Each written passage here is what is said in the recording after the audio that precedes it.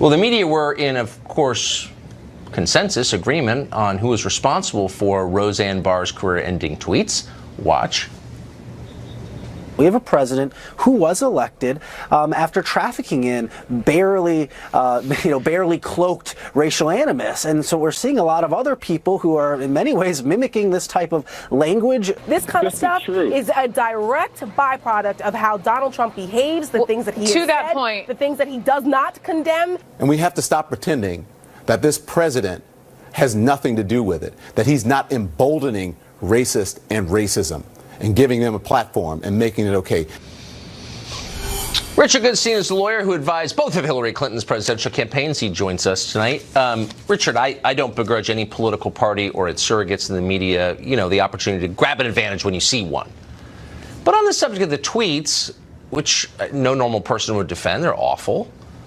Why the impulse to immediately make it a partisan political issue when there's a human message in this conversation, which is don't attack people on the basis of their race? Right. Like, it's that simple. Why the impulse to make it partisan? Well, certainly what Roseanne Barr did was pathetic, not just to say it, but then to blame it on ambient. And remember, she also said it was Memorial Day. I mean, it was, and this is somebody who had said the exact same thing about Susan Rice, who had basically defended the whole Seth Rist. I mean, whatever. She's going down one rabbit hole. You don't need to convince me the tweet was bad. I'm there already. Well, no, actually, there are people I suspect who actually are, kind of joining to her defense, right?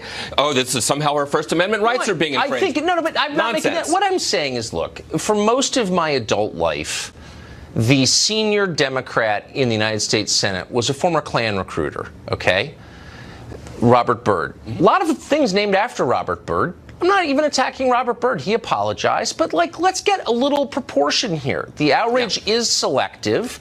I'm not defending the Roseanne crap, but I also think when people are jumping up and down and being like, actually, Trump did this, it's purely political. Let's just be honest. Yeah, so actually I think that people who don't subscribe to your view believe the following: that Donald Trump has given license to people by saying they're good Nazis, by mocking handicapped people, by basically, the list is mocking endless. Handicapped oh, sure. Remember he went like this about that New York Times reporter? Was he mocking all handicapped people? He was mocking that guy. That's pathetic. That may be the single most pathetic thing that he's done. And he talked about Mexicans being racist. Look, the list is on and on. The fact of the matter is, though, when Donald Trump does that, and people say, well, he won, so his staff can go, well, I can mimic people. I can make fun of John McCain who's dying.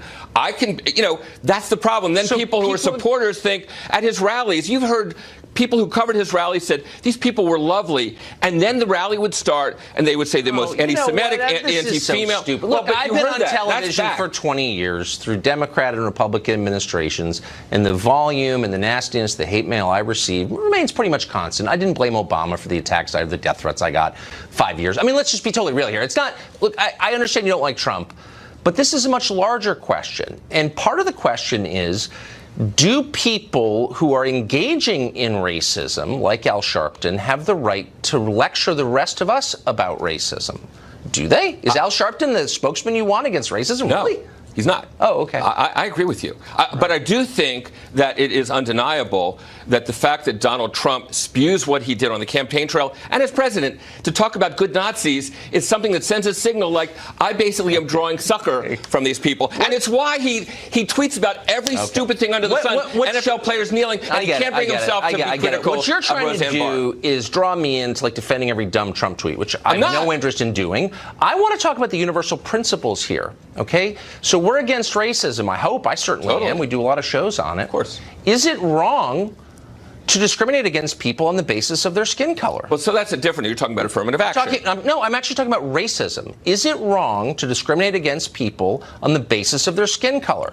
And if it's not, then why do we care what Roseanne said? But if it is, I understand why we're upset. Right. Because you shouldn't attack people on the basis of immutable characteristics. Right. Do you agree with that? I think that Roseanne Barr and people like her who talk about black people as apes are wrong. I agree with that completely. I think it's disgusting.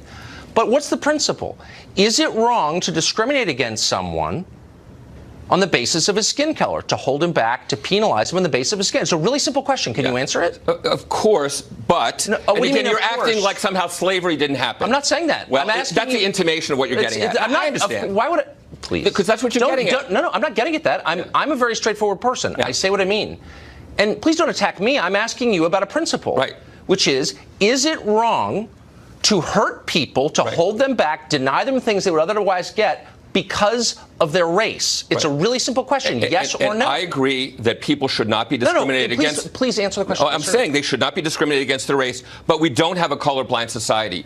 Eric Holder and other black cabinet officials have trouble hailing a taxi cab to go to certain areas of Northwest Washington. By the way, I'm not denying that. I'm merely saying, is it wrong to practice racism against people? Oh, it is? Yes. So you would say it's totally wrong to say to a child, because of your skin color, we're holding you back.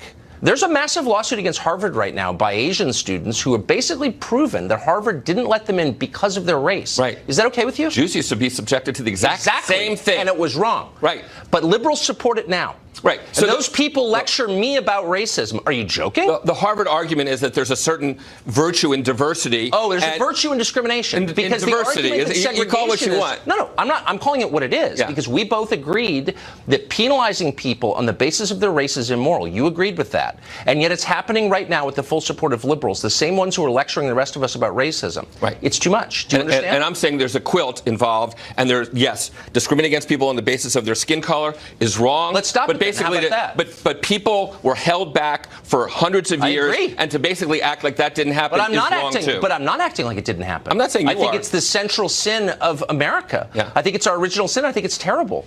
But I don't think that racism is okay, and liberals do. Right. And I just want to be clear, and I want our viewers to understand that is the official position of the Democratic Party, is that hurting people on the basis of their race is A-okay. No.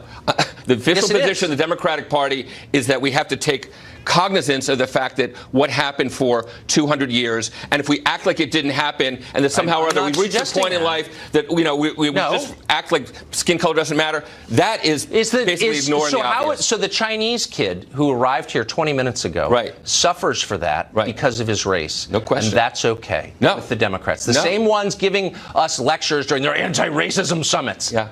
Yeah, as I said, I think what the Chinese students are arguing about at Harvard has merit, as it did for the Jews. But it's not a big deal because they're Chinese. So not in the least. I'm with them. Yeah. I hope so. I am. Thank you, Richard. Good to see you. Sure.